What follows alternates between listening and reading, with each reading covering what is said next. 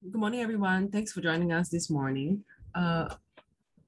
Today we have for you Adobe, Monte, HRnet, as well as Singapore Weekly. I'll now hand the time over to Ambrish. Thank you, Natalie, and good morning, everyone. So today I'll be sharing about Adobe's second quarter 2022 results. We had published the report last week with the title Strong Quarter, but offset by FX headwinds. Next slide, please. Thank you. So overall, the results were in line with expectations. Revenue and PATMI for the first half of 2022 was at 48% of our fiscal 2022 forecasts. So basically in the second quarter, Adobe reported earnings per share of $2.49 on revenue of $4.4 billion US. Moving on to the positives.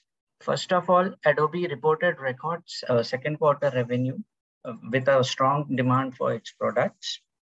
The revenue growth, it was mainly driven by 15% and 17% year-on-year increase in its digital media and digital experience revenues. Within the digital media segment, its Creative Cloud sales rose by 12% to $2.6 billion US. And this was mainly driven by rising digital content creation. Meanwhile, document sales grew by about 27% year-on-year to $595 million US. This was the fastest moving growth for any particular segment. And this was driven by strong adoption of Acrobat within integrated sign capabilities within companies of all sizes. And there was significant demand for PDF solutions on mobile devices. Secondly, Adobe reported an impressive gross margin of about 88%, and this was because the company generates most of its revenues from recurring revenues through subscriptions. And the company reported GAAP operating margin of 35%, while the non-GAAP operating margin, excluding stock-based compensation expense and amortization of intangibles, was about 45%. This was compared to 46% a year ago. So this indicates that Adobe maintained its operating margins despite the macroeconomic headwinds, representing a disciplined spending approach and a higher focus on profitability. Lastly, in April, Adobe increased its subscription fees for certain Creative Cloud plans for the first time over the last 5 years. And this new pricing was in effect for roughly a month. However, it still generated $10 million US in additional revenue for Adobe. Meanwhile, a significant impact, it is expected in the fourth quarter of 2022 as several enterprise deals will be up for renewal. So moving on to the negatives, Adobe is factoring in an incremental FX headwind of $175 million US across its second half of 2022 revenue. And this is mainly because this year the US dollar has gained strength against the foreign currencies like the Euro, Japanese yen, mainly because Federal Reserve has raised interest rates to combat inflation. And this is important because Adobe generates about 40% of its revenue from international markets like Europe and Asia Pacific. Moving on to the outlook. For FY22, Adobe now expects earnings per share of $9.95 on total revenue of $17.65 billion US. Compared to the previous forecast of earnings per share of $10.25 on total revenue of $17.9 billion US. The company also reduced its non-GAAP earnings per share, and it now expects $13.50 as compared to its previous forecast of $13.70. This guidance reduction, this is mainly because the company is projecting a $175 million incremental foreign exchange headwinds, as well as the company is also forecasting $75 million revenue hit due to the ongoing Russia-Ukraine conflict, increased tax rates, as well as the company is expecting a summer seasonality in the third quarter of 2022. Meanwhile, Adobe, it now expects digital media net annual recurring revenue, ARR, of $1.9 billion US for 2022.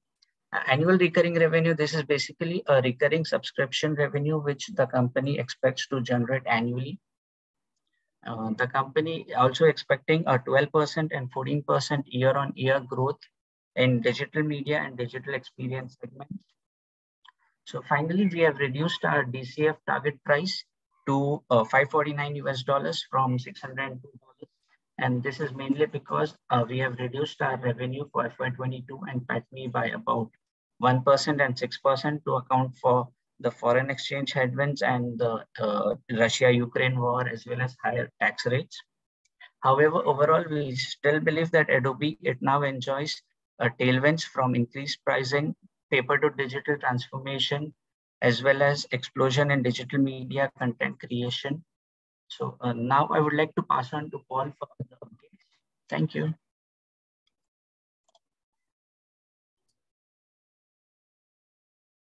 Okay, thanks, Ambrich. So we'll move on to Del Monte's results, which they released Thursday evening, and they had a briefing Friday morning. So to highlight the results, basically in the fourth quarter, they recorded a stellar earnings growth of 38%. Next slide. So in terms of the results, the fourth quarter PATMI jumped 38%. The results was better than expected. It was probably around 105% of our full year numbers. It could have been better because they had this 2 million provision for stock compensation. It was just a one-off, some legacy stock compensation. If you take that out, you probably exceeded our forecast by 7%. The final dividend, they only pay, there's no even interim dividend, there's only a final. So the final dividend was up 42% year on year, as you can see from the table on the left. So in terms of the positive, so just as a refresh, Del Monte has two major operations, one in the US and one in Philippines. So for Del Monte, the US did really well. So you can see that the revenue jumped 25%. The revenue was supported by a couple of things. Firstly, new channels. So they're moving to more convenience channel, not just retail. That's number one. The second reason is one of the phenomena, I guess, is the households in the US are looking for more value and quality meals because they are dining more at home again. And they are replacing their spend in restaurants because that's where just to cope with the high food inflation. The other positive, that's why you look on the table on the left, you look at the PATMI, you can see that the PATMI for Del Monte US was up almost threefold to 19 million. If you move, going back to the positives, they also refinanced some of their expensive debt and preferred preference shares. So the first one they did was in April, they refinanced their preference 6.6% preference shares to more floating and fixed rate loans, about 3%. The even more expensive 11.8 or 9, you can just assume this is a 12% senior secured note that they also refinanced in May, which was last month. But the only downside for this is that they had to pay an early redemption, and this cost them about 70 million US. So this is a one-off cost. 45 million is actual cash outlay. The other 20 plus 25 million was mainly some accounting adjustments because they were supposed to they were supposed to amortize some parts of the financing cost. So they have to take all that and write it off immediately. But there will still be savings. I think they will save the next 3 years at least per year, maybe 20 to 30 million per year. So there will be savings as they refinance into cheaper debt. So all this will be reflected in their 2023 earnings, the lower cost of debt and the removal of their preference shares. Because as a refresh, preference dividends is taken out from earnings per share, and earnings per share we use it to calculate PE. So it actually is when you reduce it, it will help improve the earnings per share. So in terms of the negatives, the revenue in Philippines was weak. So if you look at the table on the left, you decline about 6%. And the earnings, the PAT, you can see is down about 31%. So on the flip side, in the Philippines, what's happening is, again, due to food inflation, the consumers are shifting away. So for Del Monte, they I think like 80-90% market share in like canned fruits and so forth. But in the Philippines, these are considered less essential food. So due to food inflation, the consumers are prioritizing more essential items and moving away from this special occasion or so-called less essential food, which mainly are Del Monte Philippines products and canned fruit, canned vegetables, juices, and so forth. In terms of the other negative was also their free cash flow generated was lower. It was 66 million compared to 163 million last year. about 100 plus million was taken up because of the inventories due to rising raw material costs. They have to bulk up a lot of inventories. The second thing that they do was to also raise their capex for expansion capex, and also to expand their farms, their pineapple farms, and so forth. So in terms of the outlook, we still think the outlook is positive. We see multiple drivers for DMFI, which is their US operations.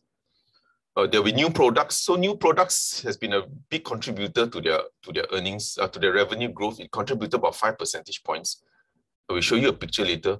And after the new management came in, they also expanded their distribution to even food service, that means to even fast food chains and so forth, that can sell pineapple juice and so on. They've also been raising prices. I think they've been raising prices every 2 to 3 months, but they do it very gradually so that the consumers don't feel the impact. So there's another price increase slated for September. The other thing is cost optimization that happens all the time.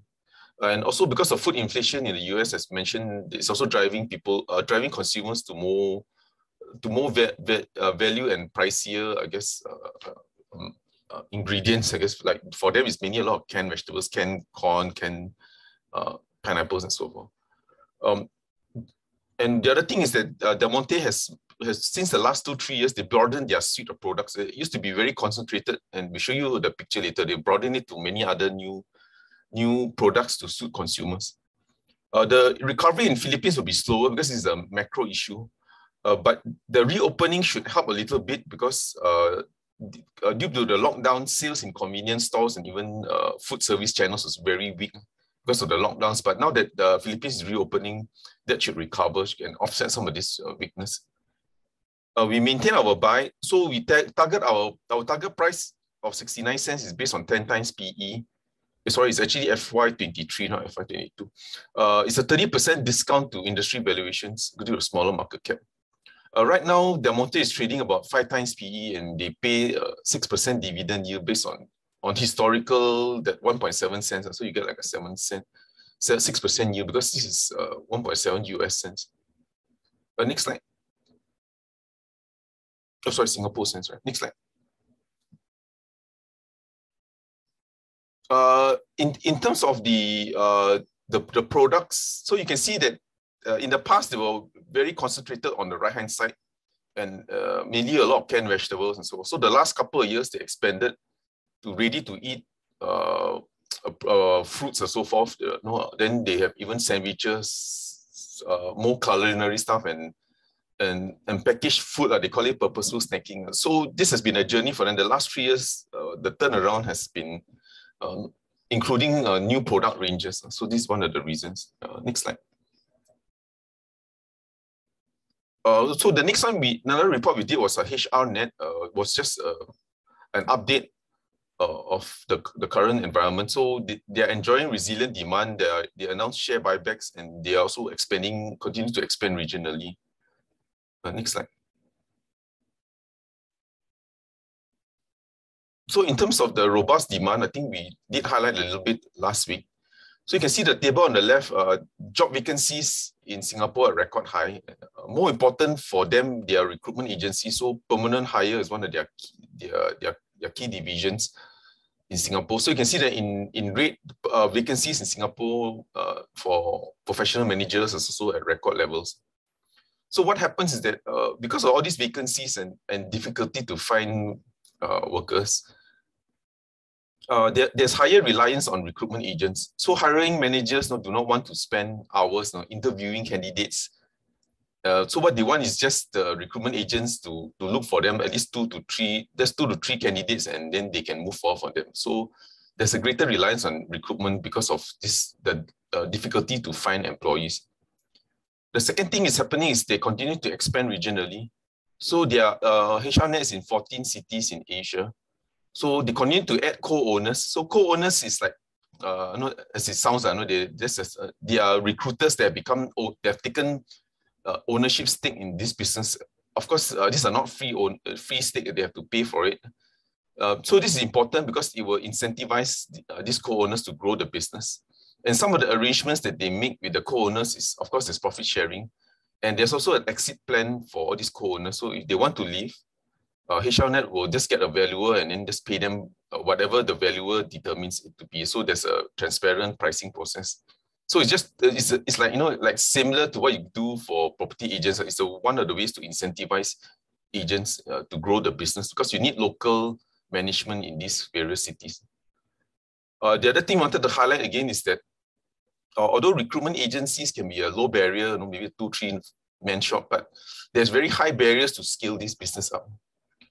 So one of the things why do you get co-owners and independent recruitment people want to join them is because with them you get branding with the clients, because they got such a long track record, and then because of that you can get better pricing.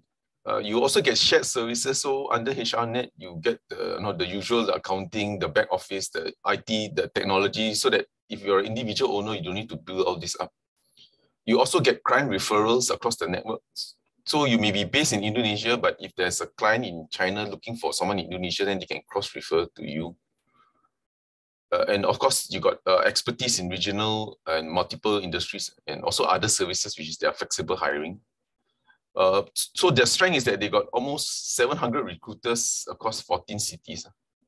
And that's why we think that's why they can earn very strong ROEs, which we think can be, depending on how you want to compute the net cash, it could be 50, could be 100% ROE, because if they can actually run the business by even returning most of the cash.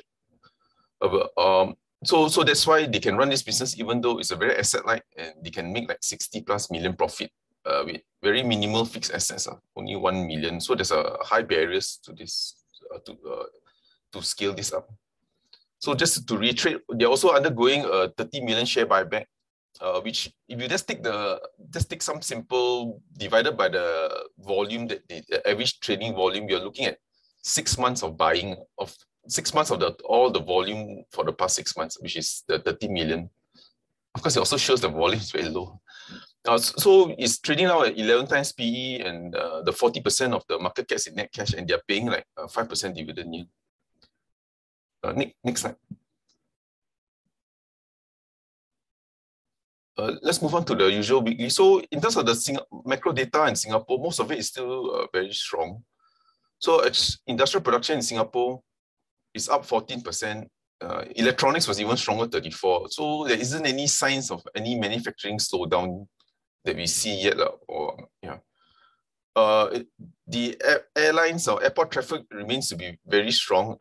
It was 2.4 million. It's like a 14 times year-on-year jump compared to the 170,000 in May 21.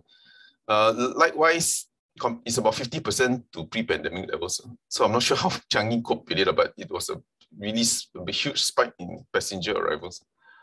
The other thing is also, the other major news is the core inflation for MAS. Because all of us know there's inflation now. But I guess the issue now is that it is at the upper bounds of the MAS forecast. So the MAS is forecasting core inflation between 2.5, 3.5. So now it's already 3.56, and more likely than not that this thing could actually climb further. So there is a chance MAS might need to tighten. They will go one more round of tightening bias in October, depending how this trends. But the odds are on that they will probably tighten more and raise the Singapore dollar again. Because we all heard about this, the Powers commentary, soft landing very challenging, and they have to get back to 2%. So in terms of tactical view, I think we are seeing a rebound in the market, because there could be some early signs that there's a peaking in inflation. I think commodity prices are down 10% the past 2 weeks. If you look at the Bloomberg Commodity Index, just for the past 1 month, it's down 8%. And we've seen across, apart from crude oil, most of the commodities are down. I'm even surprised that palm oil down 32%. So we're facing a huge, could be a rolling over of commodity prices. But again, can never be too sure. But at least this is a positive sign, because the biggest macro indicator now is inflation. Any signs that inflation has already is rolling down sharply, then it could be a big rally in the market. Of course, the big worry now is if the Fed keeps on insisting on 2%, which could be a bit of a backward indicator, they could over tighten. So this could be worries of a policy error by the Fed. In terms of the event, so we will have our usual third quarter strategy on Saturday, 9 July, followed by the US strategy on 16 July. So if you do have time, feel free to sign up for this. Next slide. Just some quick charts. The one on the right is inflation. I think we all know this. So just to show you how expensive things have been. The red line is the more important one because it determines MAS policy. So it's about 13-year high. You can see from the red line on the right. The table on the left is just the blue line is the way the MAS measures their exchange rate, which is weighted against trading partners like Singapore, China, Malaysia, and so forth. So you can see that our exchange rate, at least on the trade weighted basis, is at the all-time high. More likely, they might actually raise it up again. Not sure what they might do. Maybe just recenter upwards again. That means gap up the exchange rate. But again, as we always reminded, it doesn't mean that this thing goes up means it will strengthen against the US dollar.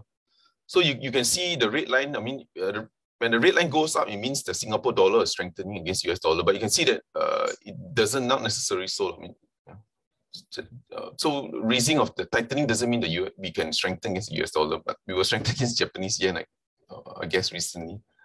Next slide.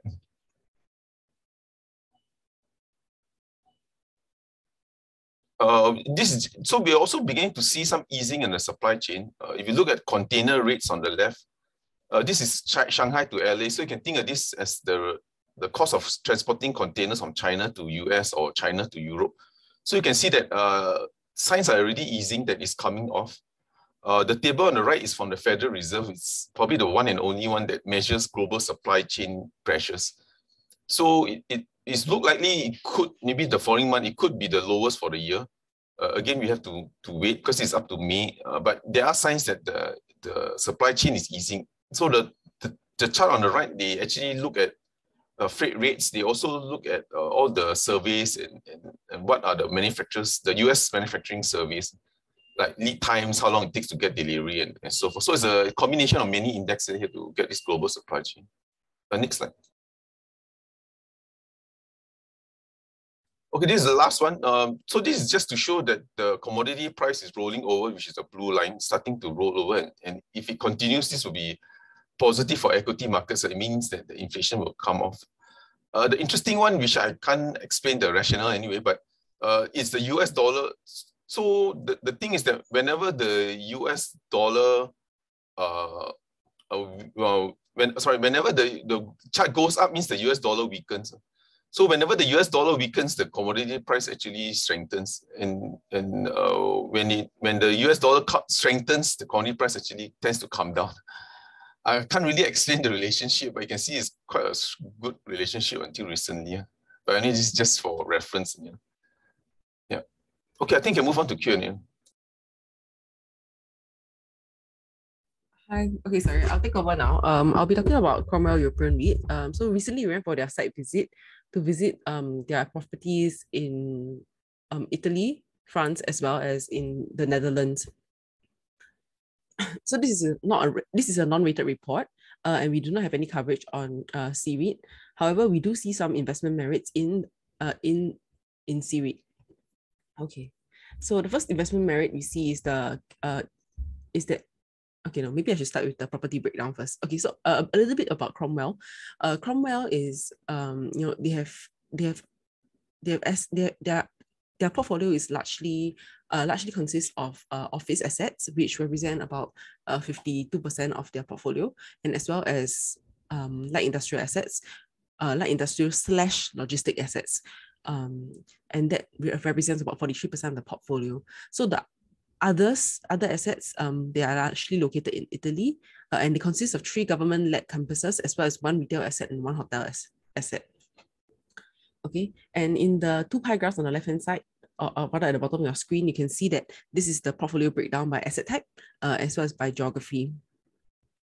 Okay. So their key markets are Netherlands, Italy, as well as France.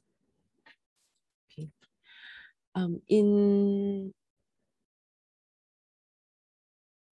In terms of the key investment merit that we see for Cromwell, first of all is that the key office and logistic markets are benefiting from positive fundamentals. Second of all, the REIT is largely insulated from inflationary costs. Third of all, the boots on the ground are executing the rebalancing strategy in spades.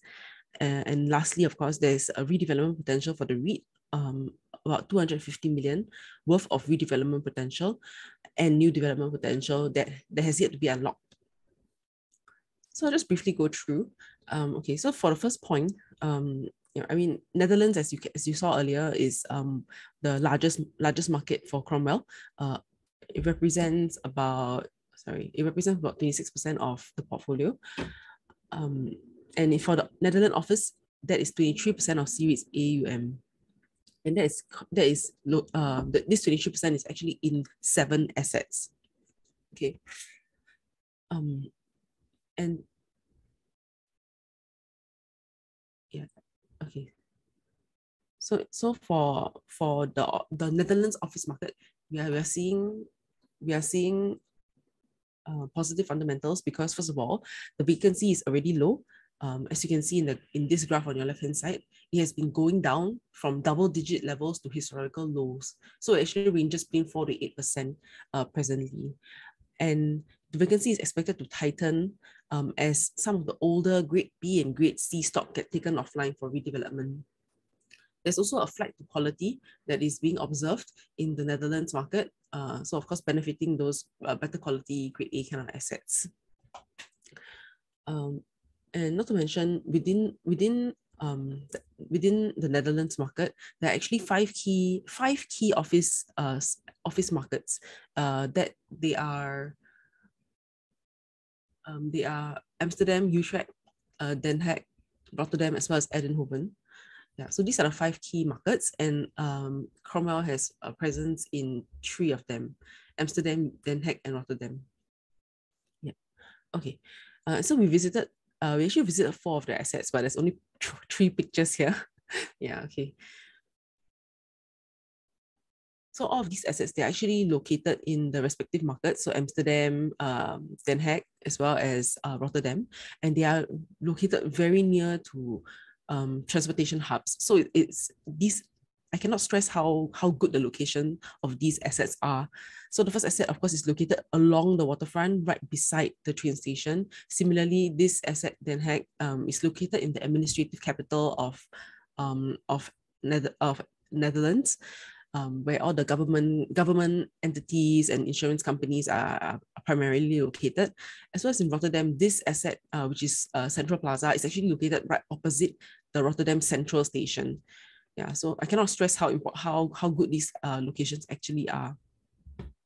Okay, and overall, the office market has seen that there has been a pickup in office leasing. It has actually jumped by 47% year on year, as seen from this graph on the bottom left-hand side. In terms of the Netherlands logistics market, we also see that there has been this change in consumer and corporate behavior that is driving the logistics markets. So there are three main factors. First of all, of course, is the disruption of supply chains during the pandemic. So that resulted in a need to maintain higher inventory levels, meaning to say, instead of just in time inventory, you're seeing just in case inventory. So that just means that you need to have warehouses to store goods. And of course, there's also the onshoring of production, meaning to say that instead of they're trying to bring some of the businesses are trying to bring some of the production to do some of the production locally, and thereby that will require them to get more light industrial space and logistics space. And of course, the last one is the riding on the growth of e-commerce. As you can see in this graph, sorry, it's a little bit small. This is the e-commerce penetration and the market maturities of some of the European countries, and basically the light blue portion here is where the e-commerce penetration is forecasted to be at for FY22, and this middle part here is actually the maturing stages. So most of EU e-commerce penetration is still relatively low, below 20%, and is still in the maturing phase. So as e-commerce continues to mature, then we would see more demand for logistics. Overall, we see that the fundamentals of the Amsterdam logistic market sorry, not just Amsterdam, but in general, the logistic market rental growth in whole of Europe, it has picked up significantly, especially in 2021. And similarly, we see that the title here is wrong. This is actually the vacancy. The vacancy for across the markets is actually been going down on the downtrend. Yeah. So that of course just highlights the demand for the logistic assets in the Netherlands as well as in the whole of Europe. So we also visited France. So in France, one of the best performing assets is this asset called Parc des Docks. So it's a light industrial and logistic asset. And in this graph on the left hand side, basically is to show you how well Cromwell's assets are actually located. So this inner circle here obviously is Paris, and it is where most of the city, the CBD is located. And as we go, as the rings go outwards, that of course just signals that it's further and further away from the city center, and rents are expected to gradually reduce as they go outwards. So most of C-REIT's assets are actually located, in the second ring, or rather it's called A86, which stands for A86 auto route. Yeah.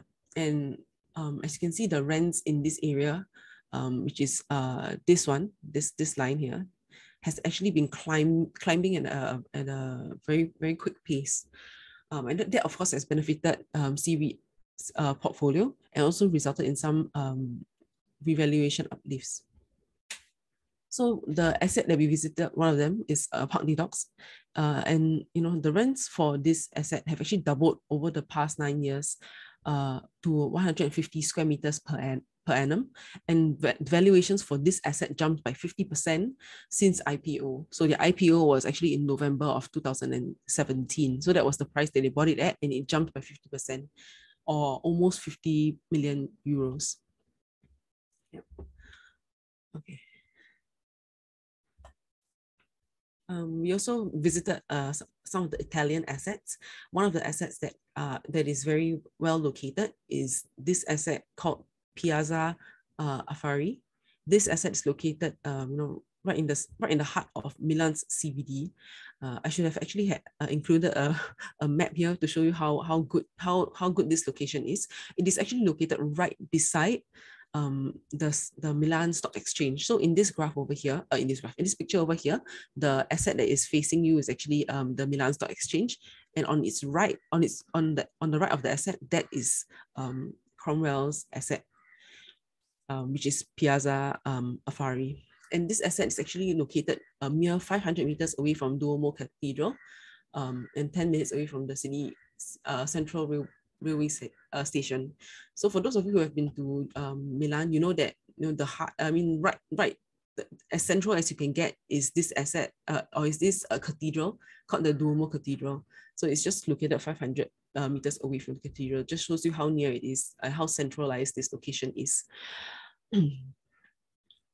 So the demand for Milan office, especially in the CBD, is very limited because a lot of the assets are, historical, preserved, the assets, and there isn't a lot of construction that can happen within the CBD. As such, the vacancy rate is actually relatively low at 2.7%, according to CBRE. Yeah.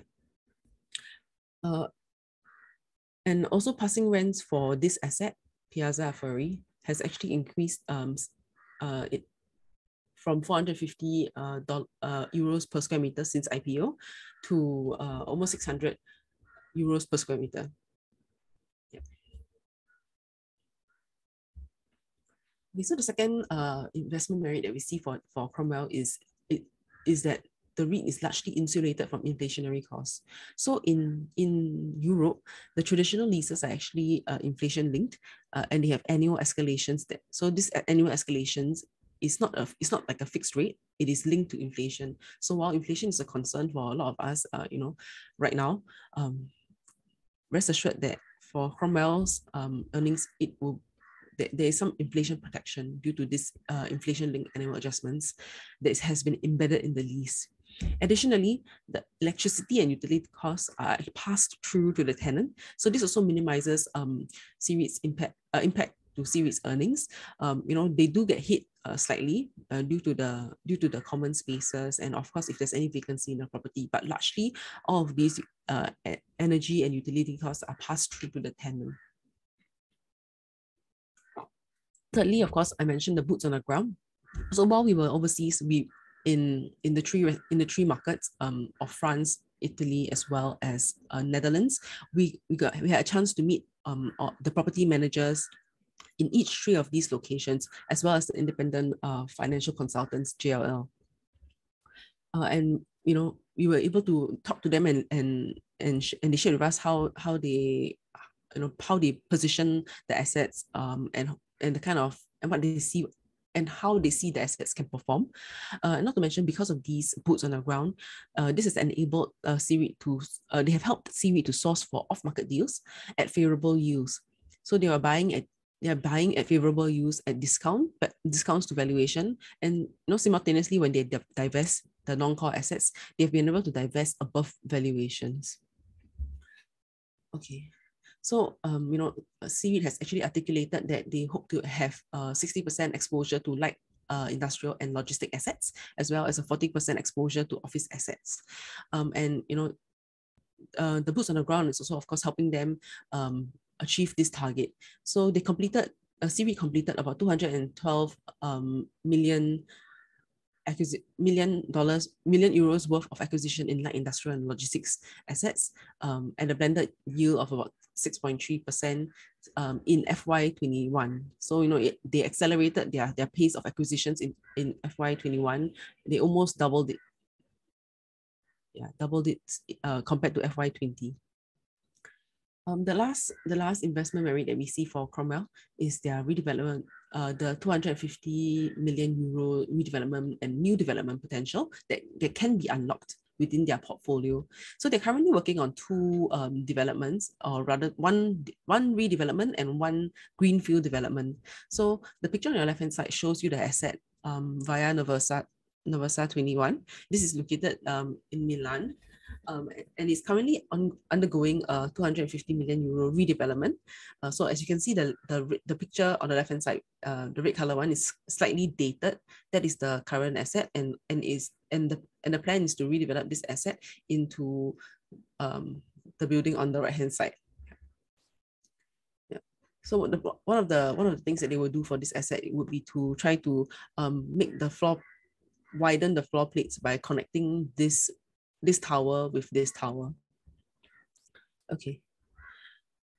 And also, of course, they are doing a greenfield development at another of their assets located in the Czech Republic. So what they're doing is they're actually building from the ground up, basically on vacant land that is located in their asset. Yeah. And they're also in advanced stages of planning the redevelopment of several other assets. So this includes Rijkerkade 5, which is in Amsterdam, and this redevelopment will potentially double the assets NLA. So I think that's all for me. I think we can now go on to Q&A.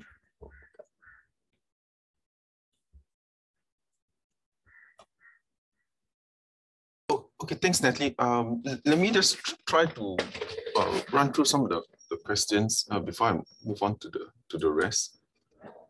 Oh, sorry, I forgot to. Let me just take the first one. Hi, Paul. What investment strategy would you advise now? Sell into the strength, buy, or any good bargains to buy now? Yang Cheng financial share price continues to fall despite share buybacks. What are your views? I still like I think there's a lot of good buys out there. Like even those that I mentioned today, for me, it's going to be very tough to time whether this is the low or not. Because so long as the Fed keeps on raising rates, then there's always going to be a risk of a sharp slowdown. So for us, we still think for Yang Zhejiang, you have to wait for the results to come up, and then you'll probably see the strength of the balance sheet. But the growth, we don't think the growth will be good because they're probably going to move, my own thoughts are they're going to move some of their assets or their funds from China, which earns really good returns, and move them down to Singapore. And that's going to take a time to kind of replace the earnings loss. But you will just see a very strong balance sheet, which is almost, which I think 60-70% should be, they can actually convert to all of it to almost net cash. Because they are trading like 50%, 0.5 times book, and the book, I don't know, 60-70% we can convert to cash. Just as a reminder, most of the loans in China, the loan tenure is 1 year. So after 1 year, you technically get it back in cash because they don't lend it out for very long term. One of the reasons is the risk, and the other reason is because under the old Yang Group, because there was shipyard attached, right? They never knew when the shipyard might need money, so they never lend out the loans for long. So a lot of these short duration assets, I mean, it's very short dated. So that was only our argument that the book value at 0.4 times is cheap, especially considering a lot of it is all in cash. Yeah, but you got to wait for the results because no one actually knows the condition of the balance sheet. They don't really give detail. Yeah, when they delisted it. Yeah, I hope that explains it. But I'm not sure if there's any follow-up. What is the outlook for third quarter, second half? We still think it will be sideways movement until there's really greater clarity macro-wise that the Fed will be pausing. So we think one possible scenario is probably by like we mentioned, I think like after the September meeting, they might maybe give some indications that they might pause, and hopefully by then the inflation start to weaken. Then that could give them indication that they might slow down because nobody knows the trajectory of global economy if he keeps on tightening. Because if he wants 2% inflation, PCE, and inflation, and right now the PCE is about 6%, you basically have to crash the economy to get that. So and of course we just hope that I think the right word is probably hope, but we just hope that by the September there could be some signs that inflation is easing, so he may not have to tighten even more into a slowing economy. That is the scenario we think is could pan out.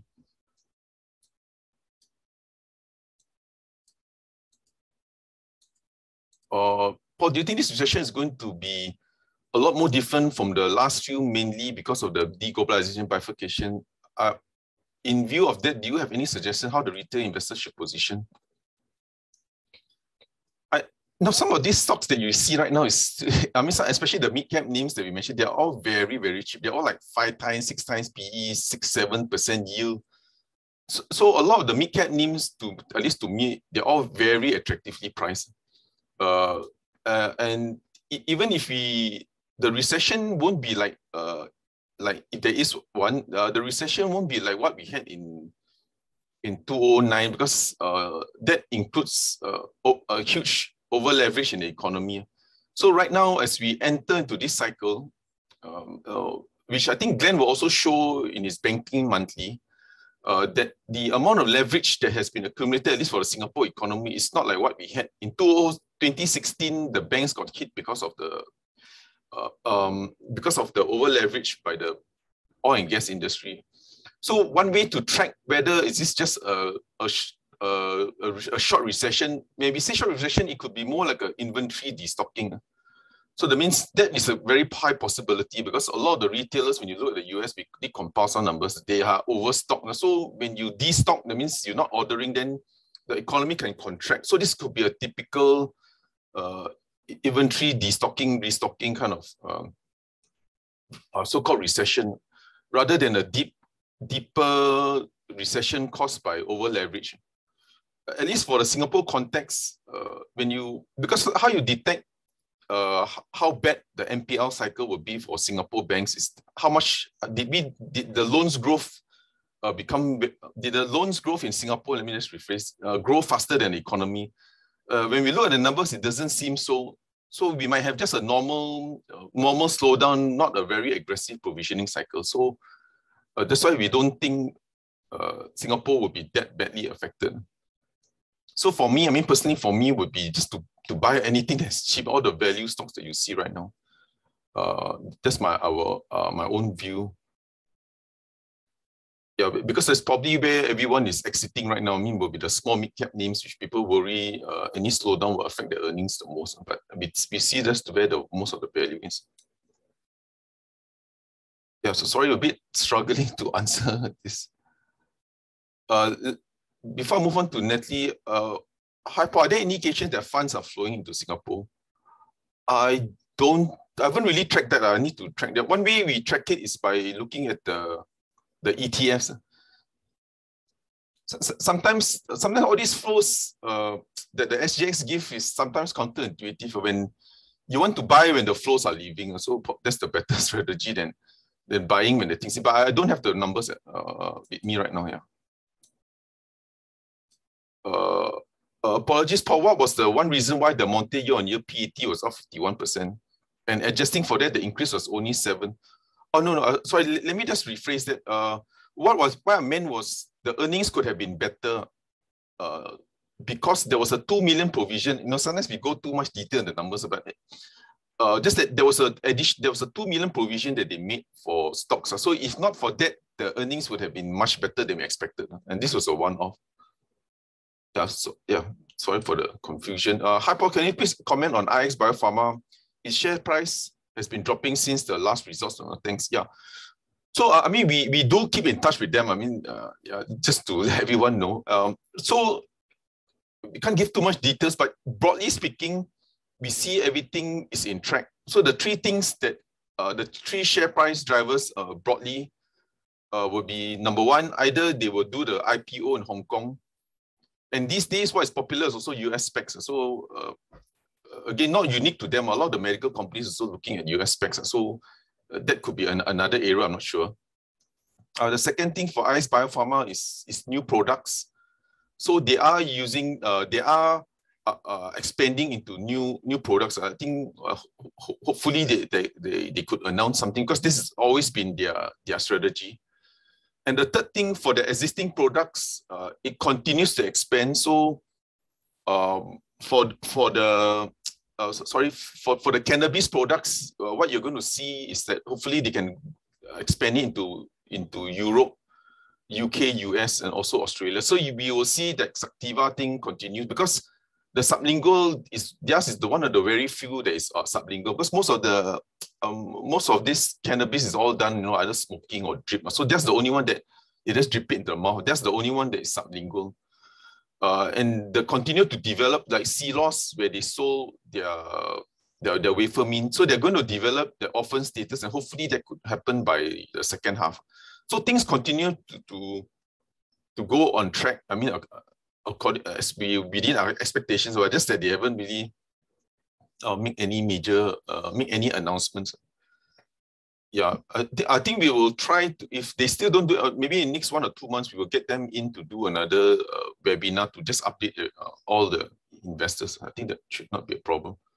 Yeah, but for us, everything's still on track. So the three main drivers for them is fundraising.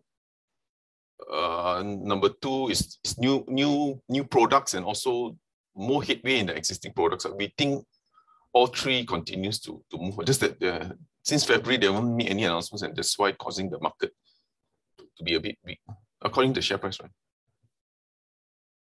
Hi, Paul, what's your outlook for second half 22?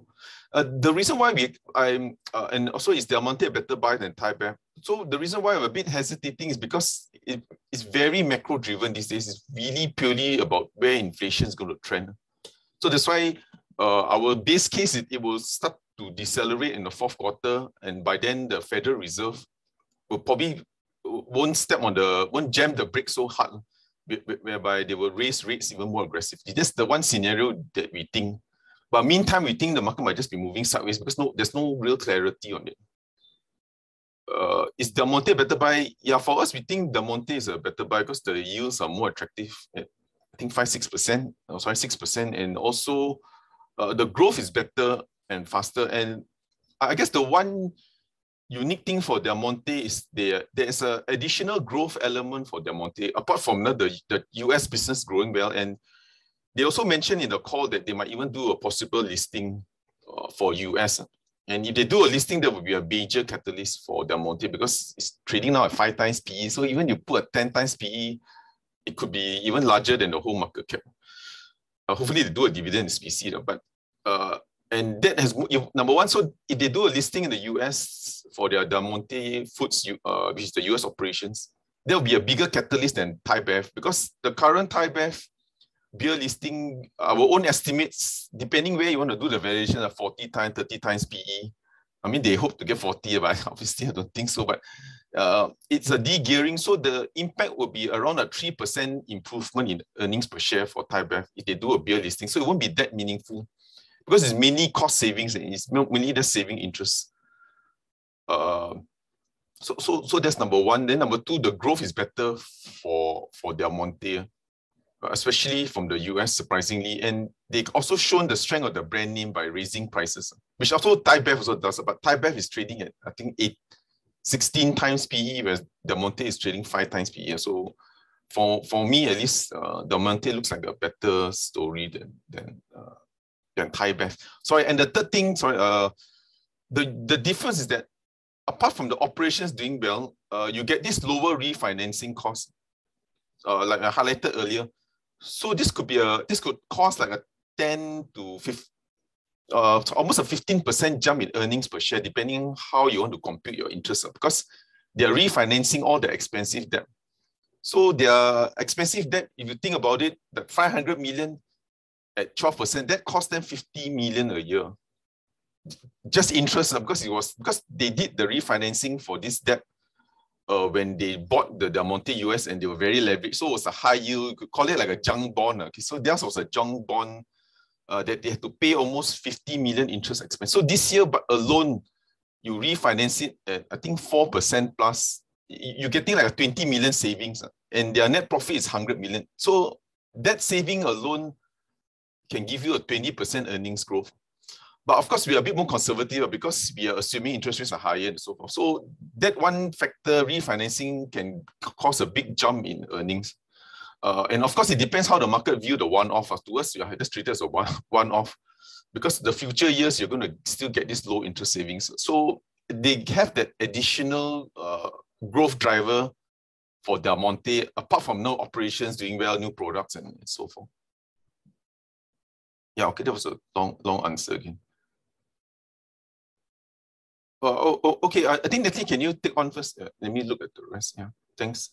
Okay. The first question I see here is, what are your thoughts about co-working space and how would it influence?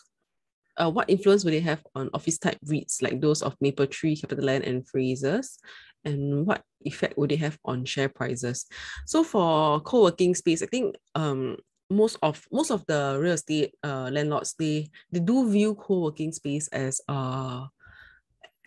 a sort of a complement to their building, in the sense that it provides short-term leases for tenants that they may not typically lease out to, because most of the REITs, they like to lease out on 2-3 year kind of lease terms, whereas co-working space, the period of renting the co-working space it ranges from weeks to months. So of course, I think this is, so co-working space operators are kind of like the bridge. They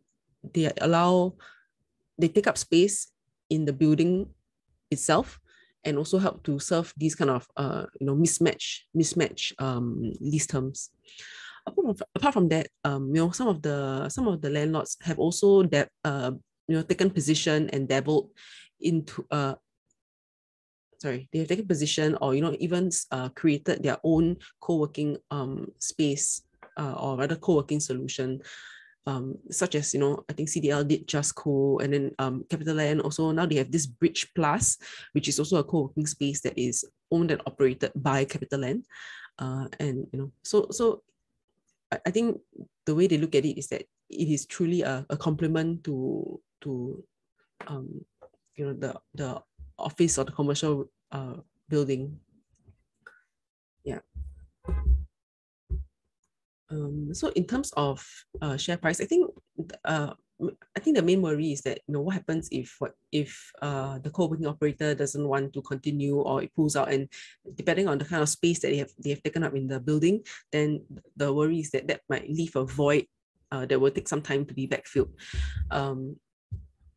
But in general, we understand from some of the REITs that they are actually actively looking for some exposure to co-working in their building. So in the range of like 5%, or rather 5% of the portfolio, 5 to 10%. Yeah. So I think in general, I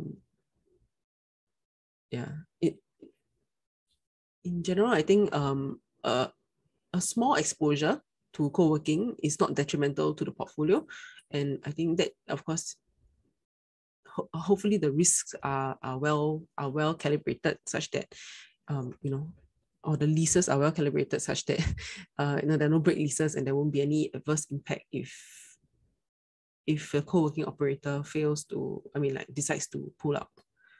Okay, the next question here is how do you see Maple Tree Industrial Trust in the next 3 to 6 months? In the most recent update, I think the contributions from the recent acquisitions, as well as I think the performance of the data centers actually surprised on the upside. This is contrary to what the management was guiding, that there was a bit of soft demand coming from the data centers. I think just in last week itself, we saw the share price actually rise. Or is it last 2 weeks? The share price actually rose quite significantly, about 7%. And I think the dividend yield based on consensus DPU is approximately 5.3% at this current level, or rather at this current share price, putting it more or less on par with other industrial REITs. I think additionally, as I mentioned earlier, the management actually guided for a softer data center leasing for the US portfolio. However, the management has also shared in the most recent business update, or rather earnings update, that they have actually de-risked a significant portion of the data center leases in the US. Yeah, okay. I think overall,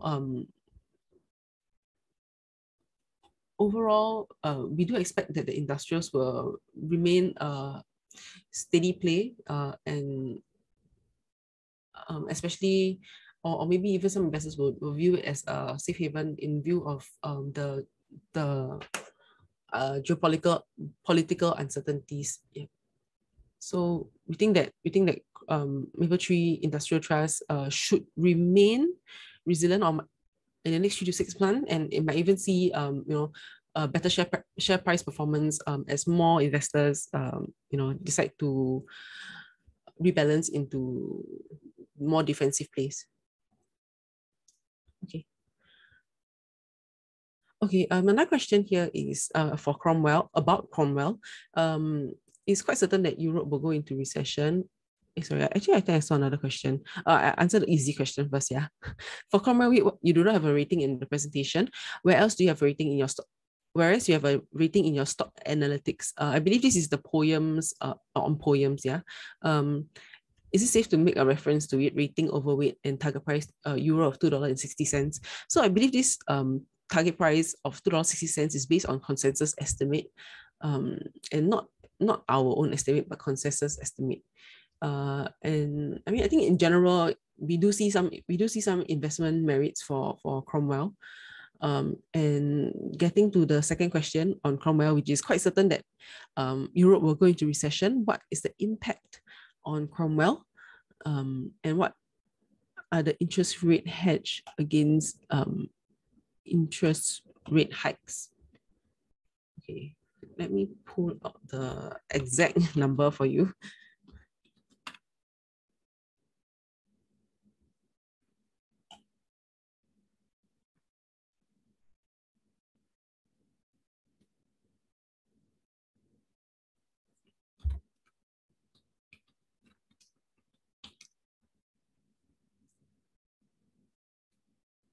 Okay. So for Cromwell, they are fully hedged their interest rates are exposure is fully hedged until October of 2022, and after that, some of the hedges will actually roll off, and then the interest rate hedge will be about 77%. Yeah. And of course, the management is actively reviewing new hedge strategies. With regard to Europe will go into recession, what is the impact on Cromwell?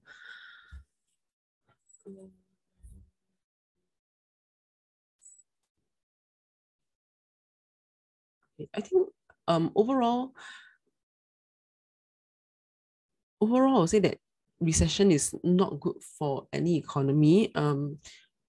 In terms of like interest rates and how it fares, the euro, in previous years they have always had like negative interest rates, so very, very low interest rates.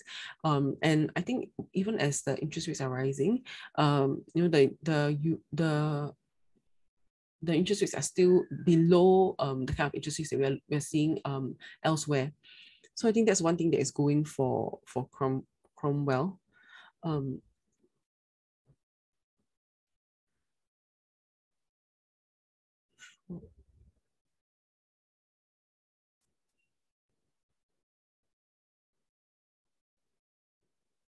Yeah. Okay. So for Cromwell, I mean, the with regard to recession, okay. So for Cromwell, the property WALE is about 4.6 years. So it's still relatively long, and the weighted average lease break is about 3.4 years.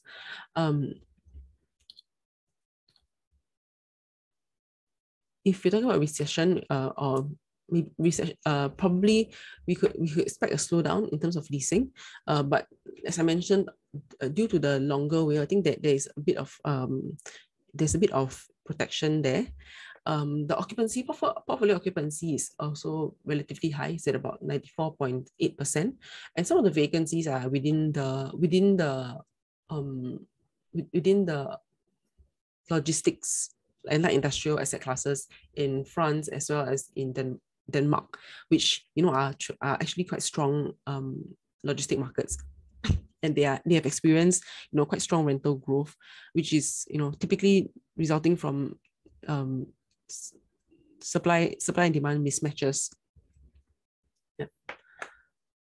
So I think overall, recession is a risk that most economies, that most economies will face. If let's say the US goes into a recession, but we think that the fundamentals of the market, or rather the market that Cromwell has presence in, as well as some of the fundamentals will keep or will help to, as well as some of the lease terms and lease durations that will help Cromwell to come out of this potential recession better than some REITs.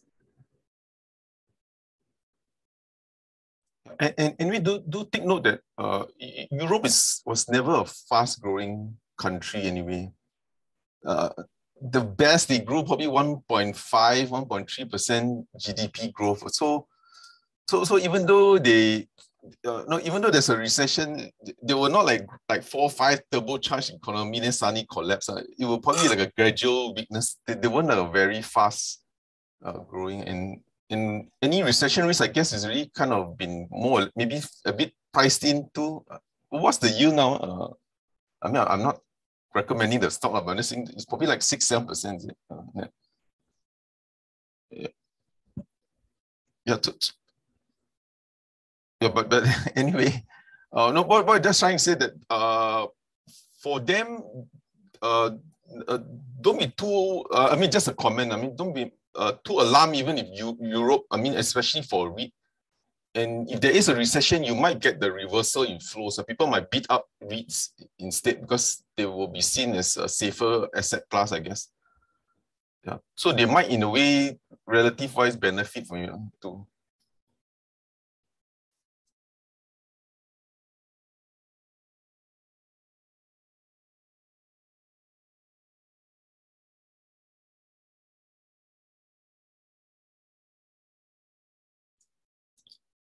Okay, well, we wait for Natalie. Let me just try to clear the rest of the questions. Hi, Paul. In the event of recession, what's the best and worst asset class to invest?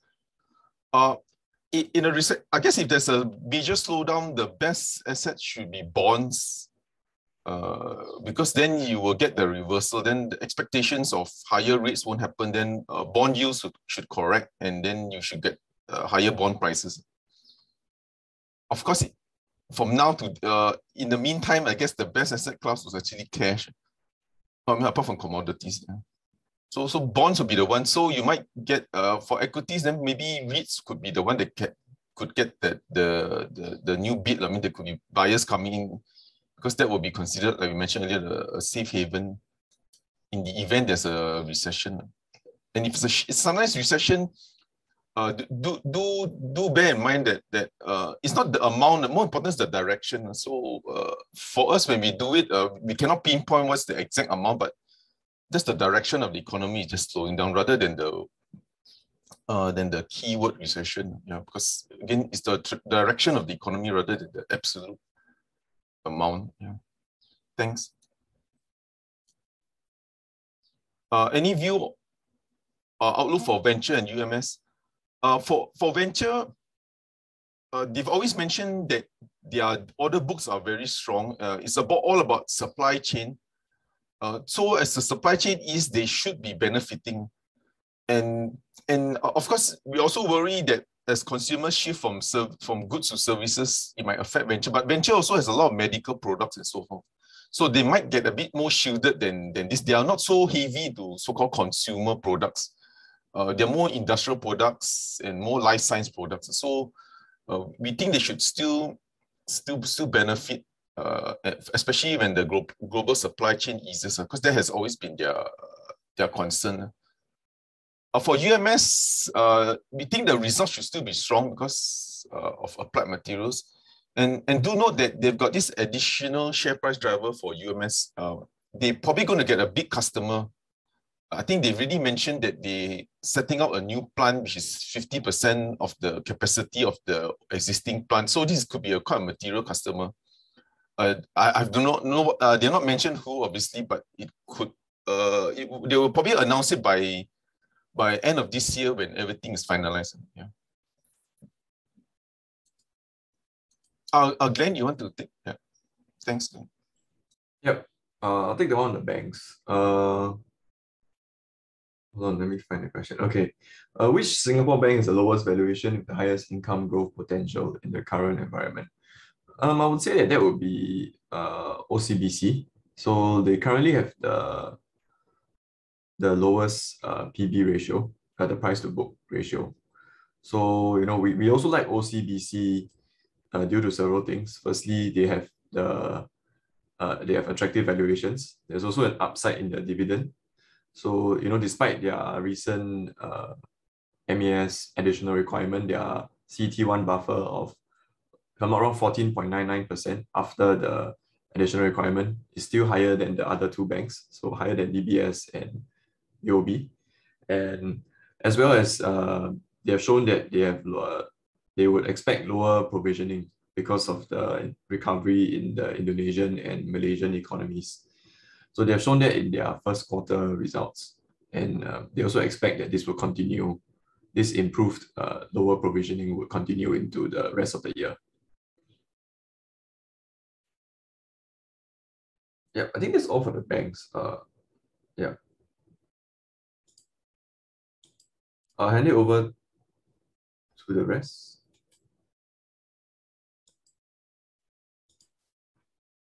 Okay. Okay. Where do you get the data from the supply chain pressure chart? We got it from the Federal Reserve, so you can just type Federal Reserve global supply chain, then you will get that indicator. Any views on Olam, please? So for Olam, the whole story for Olam is just the listing of I forgot one of the divisions in London. Sorry, just off the top of my head, I can't remember the exact name, but until you get better capital markets, then I think the story will be on standstill. It's about the listing as, is it OFI? Yeah. It's the listing of their food ingredient. So if that happens, then you get this big re-rating for Olam. Until then, I think you probably the stock might just move sideways. Okay, the other thing is the other comment. Maybe we misunderstood the question. Was I think Europe is not so concerned on recession, rather more concerned is the energy cut from Russia. Yes, I think we totally agree with you. I think imagine if they cut, what will this happen? It means there's no energy. Imagine Germany, there's no electricity to run the plants. I mean, this is like the ultimate tail risk. But I do agree with you that there's always that possibility. As until Germany can wean off their reliance on Russian gas. Okay, Natalie, you got any you want to take on? But let me just continue first. On Jaffa, appreciate views of Jaffa next 3 to 6 months. Well, I think for Jaffa, really, again, we didn't go for the recent briefing, but we think softer grain prices would be the if grain prices like corn and so forth were to ease off, that would be the benefit for Jaffa, because I think they are having difficulty passing on the higher corn grain prices to the farmers, because the farmers are getting squeezed themselves. So especially in Indonesia, so I think that will be the play for them. Yeah, because Jaffa's main business is the feed mill, which is supplying feed mill to all the poultry farmers. Of course, they got other business, but that is one of the main ones. And I think the recent jump in price is because they're going to list in China. So I think at this junction, it looks interesting in the sense that if you think grain prices have kind of peaked, then they might be a beneficiary if grain prices were to soften. Again, this is just off the top. We don't cover the stock. Natalie, you want to take on some? I'm not sure what you've done. Okay. I'll take the question on MNEC. What's the latest development for MNEC? Okay, so currently, the date today is 27th of June.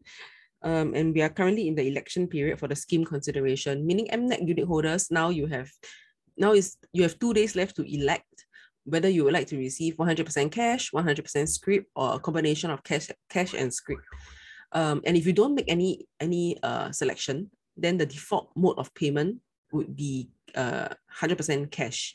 In fact, I think that is the option that we recommend, given that the price, the MCT to MNEC exchange ratio is fixed based on the at time of announcement, which was, I think it was based on September 2021 kind of share price. And of course, the share price for MNEC has declined already. So meaning to say, if you get cash and then you want to reinvest it into MNEC, you will probably get a better exchange ratio, or rather implied exchange ratio, given the current share price. Okay, so after, so you just have 2 days left. After that, and also MNEC has already been delisted from the SGX. Okay.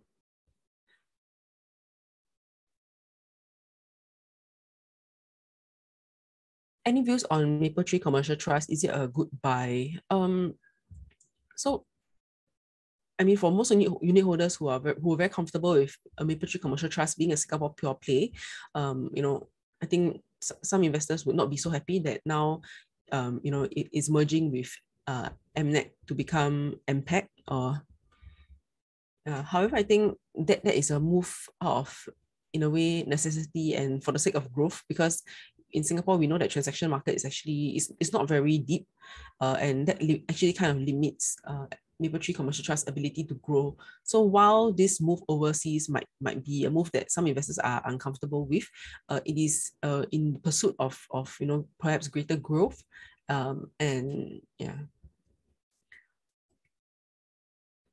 So for Mapletree Commercial Trust, of course, I think there's still that we can still expect recovery from the previously MNEC portfolio, which of course consists of some of the office assets as well as Festival Walk, which is a very big mall in Hong Kong.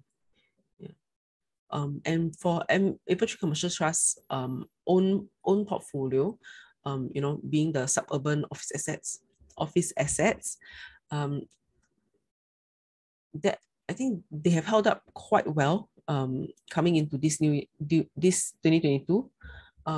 Overall, we don't have a recommendation on Maple3 Commercial Trust. But so we will not say buy or don't buy, but we do have coverage on other REITs, which we probably will be able to speak more on the merits. Yeah. Another question is thoughts on Manulife US REIT. So for Manulife, I think of course the recent decline in share price, and also of course its other peers being Prime as well as Keppel KBS, or rather sorry, Keppel Pacific Oak, the share price for these three US office REITs have been on a downtrend, and I think initially Manulife was the one that started going down first, but Prime and Keppel DC also have Prime and Keppel Pacific Oak have also begun trending downwards. I think this is due in reaction to some of the layoffs and the negative the slowing growth that the tech sector is hitting the headlines from the tech sector in the US. So for Manulife, I think they are in a little bit of a predicament because the share price is relatively low, and that kind of limits their ability to pivot, because if they want to pivot into other asset classes, that will likely result in that will likely necessitate some kind of equity fundraising, and given the current low share prices of 60 cents or almost 62 cents, I think that will be dilutive in the short term. So for Manulife, one of the things that they can possibly do would be to divest one of their assets in order to fund or another acquisition to pivot. But that being said, with rising interest rates, I think it just makes it a more challenging environment for any acquisitions in general due to the uncertainty. Yeah. So for Manulife and for some of the US REITs, we expect that the price will stay low or rather stay flattish in the near term. Yeah. Due to the jitters that's coming out from all the tech headlines. Yep. Any idea why Suntec pulled back so much in the last few weeks? Actually, no, we're not very sure why it pulled back. But then if you look at how the rest of the retail peers have performed in the last 12 months, the other retail peers have actually started to trend downwards. But I think Suntec, which was still facing some positive factors such as the returning tourism that might benefit their convention centers, etc. Suntec managed to buck this downward price trend better than some of the other REITs. However, I think recently, it could be fears of a weaker consumer spending, or be it local consumer spending or return of tourist spending, that could potentially be the reason why the share price sort of pulled back recently. I mean, the fears of recession, affecting tourism and affecting spending. Okay. Next question is about Daiwa House Logistics Trust. Notice that the newly listed Daiwa House Logistics Trust price has been falling for the past 3 months. Is this due to the depreciation of the yen versus SGD, or other fundamentals or negative forecasts? I think with regard to fundamentals or negative forecasts, I don't think there's been much news regarding this. For one thing for sure is the impact of the depreciating yen, and also not to mention our understanding for Daiwa House Logistics Trust is that the leases do not actually have escalations.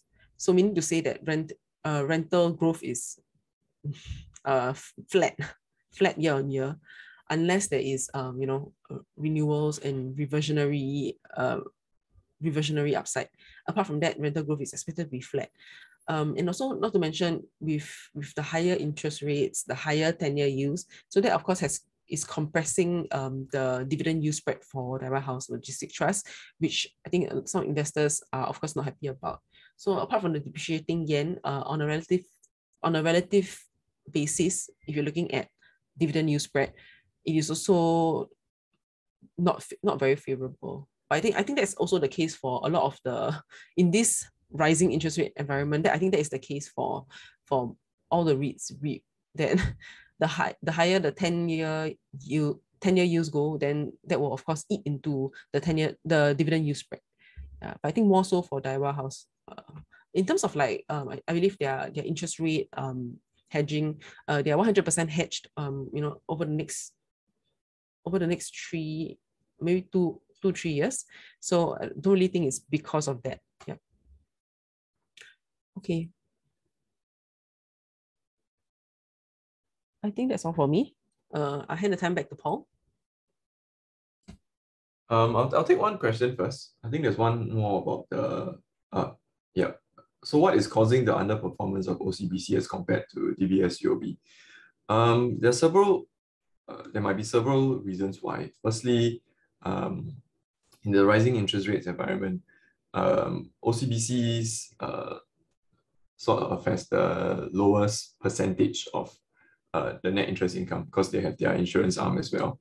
So, they might not benefit as much from the rising interest rates, but they'll definitely still benefit from this rising interest rates. The second one would be they are not as aggressive with their acquisitions. So UOB and DBS have both acquired the Citibank's assets, whereas OCBC has maintained quite quiet on that front.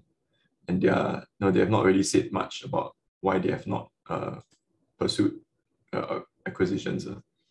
Yeah, and also one more reason might be because during the 2021, their profits were not as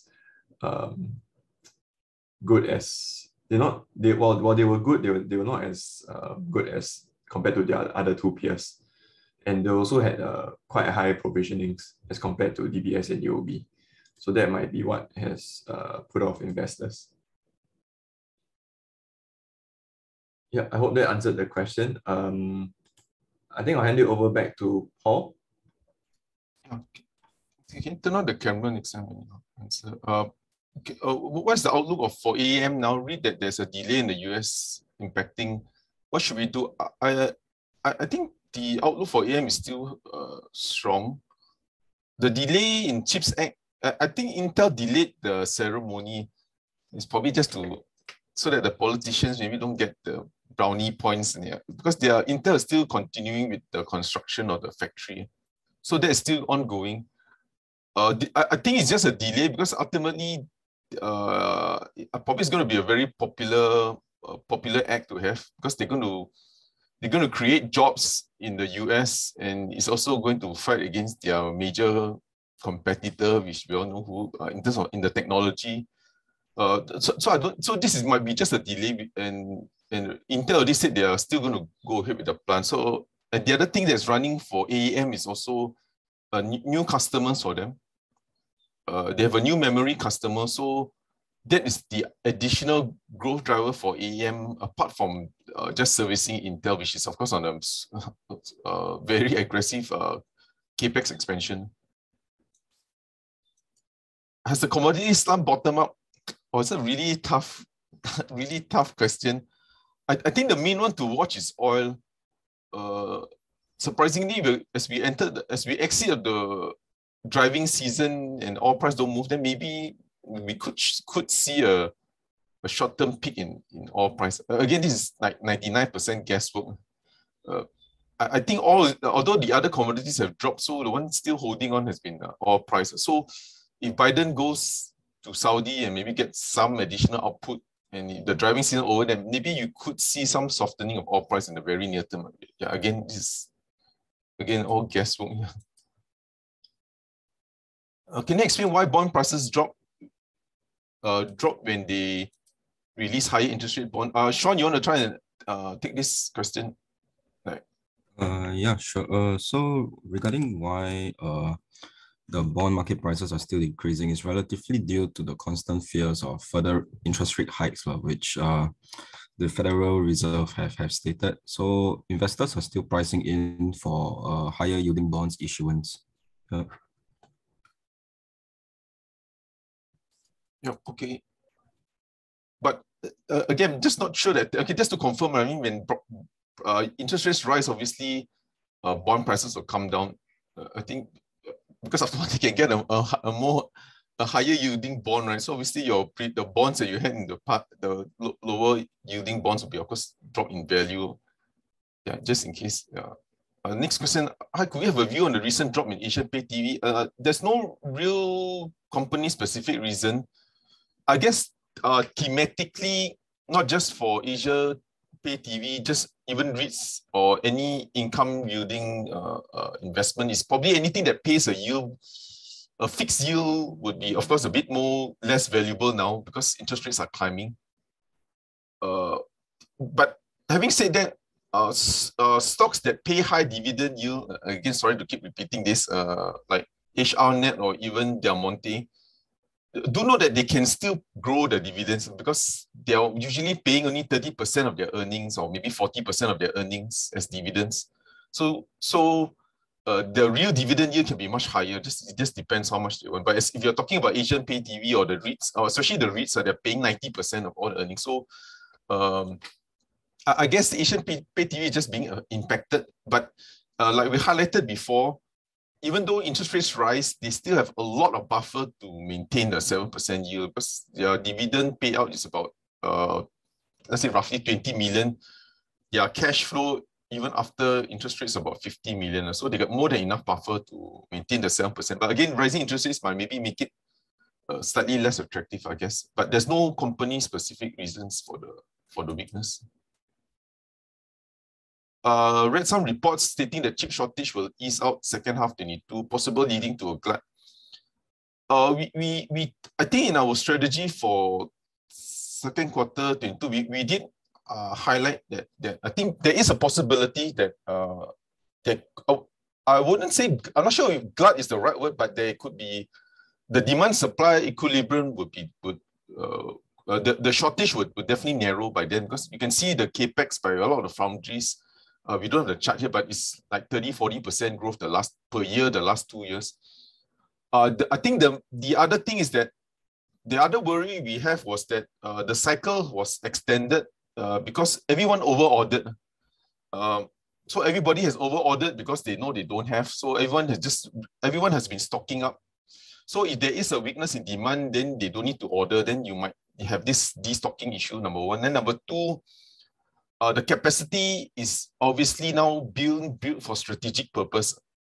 So China is building foundry plants, US too, and it may not be reflective of demand. It may be just for strategic reason because they want to in-house or have the production capacity domestically rather than have it out of Asia. So there could be a bit of overbuilding, that could lead to a bit of could lead to, like you said, a possible glut in 2023.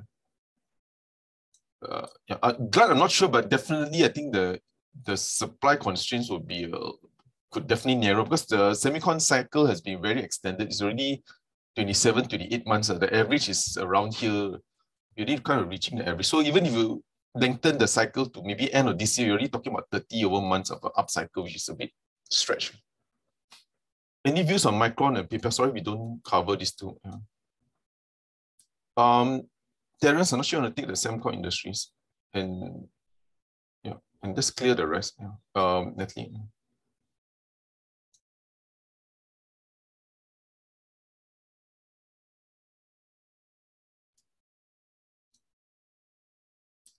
Just a quick one. Why is Wilmar declining when there's so much inflation? Wilmar's declining because, of course, palm oil price has been hit down. So I guess all the palm oil stocks have been affected. And number two is also they weren't able to pass on the higher. They don't really. 1/3 of the business is consumer packs, which is selling edible oil to consumers. So that one got a bit impacted because they were not able to pass on the price. Basically, there was no branding. And also in China might be a bit more sensitive if you raise cooking oil price, I guess. So those are some of the reasons, and also in Indonesia too. Okay, let's take on the rest and try to clear everything up. Yeah. Ned or Terence?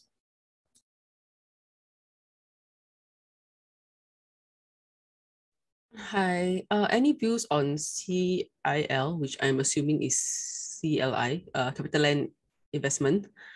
So for Capital Land Investment, share price currently trading around $3.85. This is down from the high of almost $4.23. Overall, I think one thing that was actually one of the headwinds for Capital Land was the lockdown in China, because there was a lot of, one of the strategies of growing the private funds AUM is actually generating renminbi denominated capital or renminbi denominated funds, which given the lockdown, the investment teams overseas in China was unable to carry out and close these transactions. However, just last week, Capital Land actually announced that they have closed their first ever renminbi denominated fund since they got their license just last year. So that of course is a positive sign. So with hopefully as the threat of lockdowns sort of diminishes, or then hopefully Capital Land can accelerate their private fund generation ambitions. Apart from that, in terms of their portfolio, in terms of their hospitality/accommodation portfolio of service residences, of course that is expected to continue to benefit from the international travels, as more people resume traveling for leisure as well as for work, and of course that will help to help to increase or accelerate the earnings for CLI. For CLI, our main thesis for CLI would be, first of all, their fee related earnings, which comes from the management of the REITs and private funds, as well as of course the acquisition, divestment fees, etc. from these private funds. Property management fees. So these are all stable, recurring, largely stable and recurring kind of fees. Not to mention for their hospitality portfolio, hospitality/accommodation portfolio. The Ascott Limited, which is their wholly owned accommodation arm, they have currently signed about 100, and I believe the number is 120 or 130,000 keys, and their target for 2023 is actually 160,000 keys. So they are gradually progressing towards this target of number of keys under management, and not to mention the other catalyst would be, this 130,000 keys that they've already signed, half of them are actually not yet operational. So of course that when these units turn operational, when they finish development or redevelopment, then we can expect more contributions from these keys under management. So largely for CLI, these are the two main investment thesis, and also of course we believe that Capital Land will remain steadfast towards their target of using their balance sheet very efficiently, meaning that they will not be hoarders of assets, and they will continue to divest assets to their REITs or use it to seed more private equity funds. And of course that should also lead to some nice portfolio gains for CLI. Okay, I think that's all for CLI.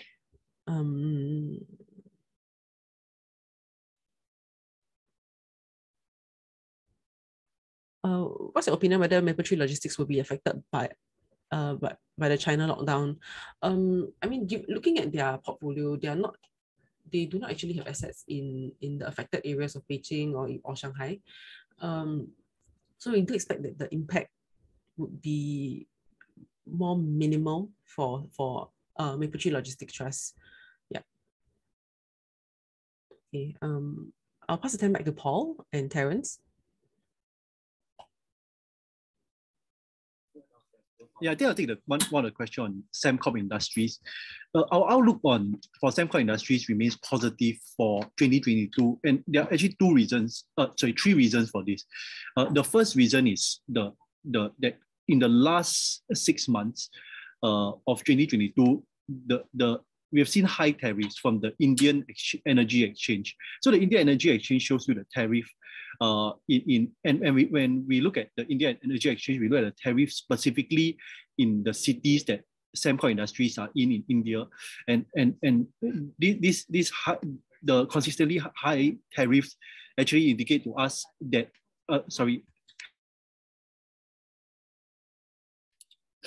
the high tariffs actually indicate to us that India will actually be profitable in 2022, reversing the losses that is indicated in the last few years.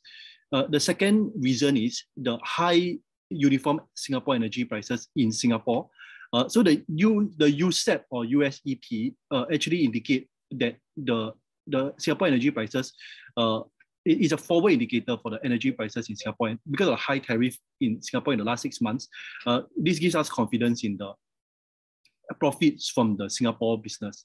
So overall, we expect the conventional energy business to actually boost its overall profits.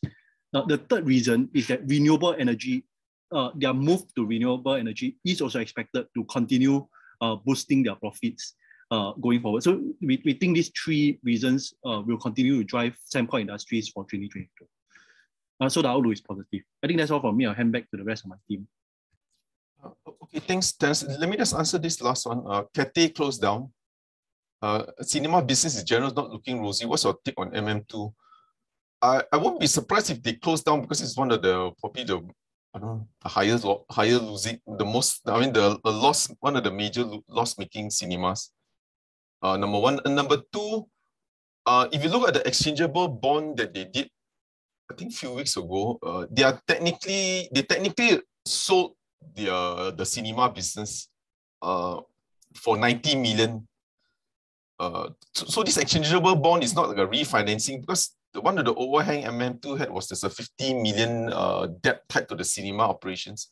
And with the exchangeable bond, within the next, I think 1-2 years, they can exchange it into the cinema business. That means they have sold it for 90 million or so. So that's the positive. The other third thing is that at least for one of their main subsidiaries, Unusual, you can see concerts are returning very strongly. There was a recent Eric Cho concert. I mean, I'm not a concert person, but it's already sold out. I think it was sold out within 1 day or 1 or 2 days. His 2-day concert was already sold out. I'm not sure, just less than a day or maybe 1 or 2 days was already sold out. So concerts are returning to Singapore, and Singapore was seen as a bit more of a concert hub now because maybe the artists don't want to go to other countries in the region. Their preference might be Singapore, and that will also help their concert business if it comes to Singapore. So I see that for MM30, there is obviously the worst is over, it's just turning around, and they removed the debt overhang because the exchangeable note is already a sale of the cinema business. Yeah, okay. I hope that answers. Also, I think with that, we probably have to end it. So thanks everyone for your questions and for your time, and hope to see you next week, and wish everyone have a good and prosperous week ahead. Yeah, thank you everybody. Thanks for your time again. Yeah, bye-bye.